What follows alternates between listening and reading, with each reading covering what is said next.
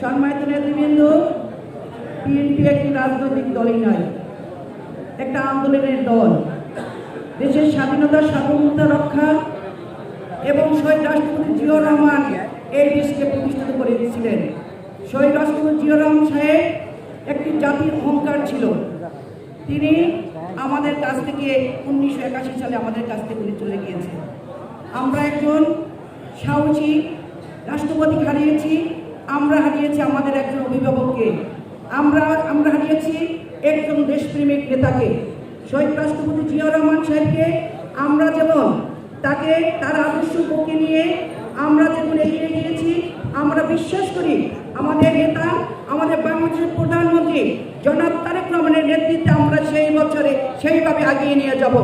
শহীদ রাষ্ট্রপতি আমরা চাই, শহীদ রাষ্ট্রপতি জিয়াউর রহমানও চেয়েছিলেন এই দেশ সুন্দর বাংলাদেশ বানাতে।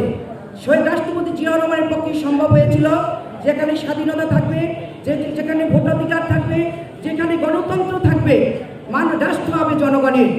আমরা ভুলে যাব না, আমরা শহীদ রাষ্ট্রপতির আদর্শকে বিশ্বাস করে আমরা এই বাংলাদেশকে একটা স্বনির্ভর রাষ্ট্রে আমরা সক্ষম হয়েছি।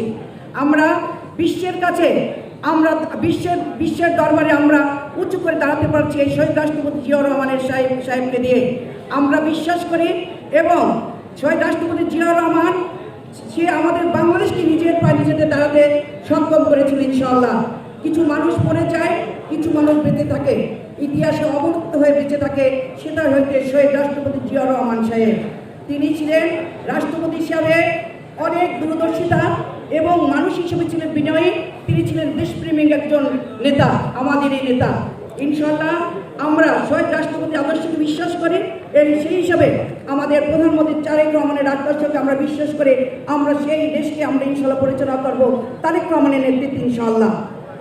প্রিয় ভাইরা, আপনারা জালকাঠি নলছিটির সোনার মানুষ, আপনাদের আদর ভালোবাসা ছিলেও আমি ইনশাআল্লাহ এই প্রদেশ আসতে পেরেছি। আমি আপনাদের কাছে কথা দিয়ে যাচ্ছি, ইনশাআল্লাহ সর্বশক্তি দিয়ে সর্বনিষ্ঠার সাথে আপনাদের সাথে কাজ করব, ইনশাআল্লাহ আপনাদের সহযোগিতা করব। যতদিন বেঁচে আছি আমি আপনাদের পাশে থাকবো, ইনশাআল্লাহ আপনারা আমাকে সহযোগিতা করবেন। আপনারা আমার সাহস, আপনারা আমার প্রেরণা। আমি মরহুম জুলফিকার আলী ভুট্টো, আজকে আমার জন্য একটা অত্যন্ত বেদনাদায়ক। মরহুম জুলফিকার আলী ভুট্টো সাহেবের মৃত্যু বয়স 29শে মে, শহীদ রাষ্ট্রপতি জিয়াউর রহমানের 30শে মে। এই দুইটা জিনিসই আমার জন্য একটা বেদনাদায়ক। যখন মরহুম জুলফিকার আলী ভুট্টো আমাদের কাছ থেকে চলে গেছেন, তখন আমি ছিলাম দিশাহারা, ছোট ছোট দুইটা বাচ্চা, কোথায় যাবো, কী করবো।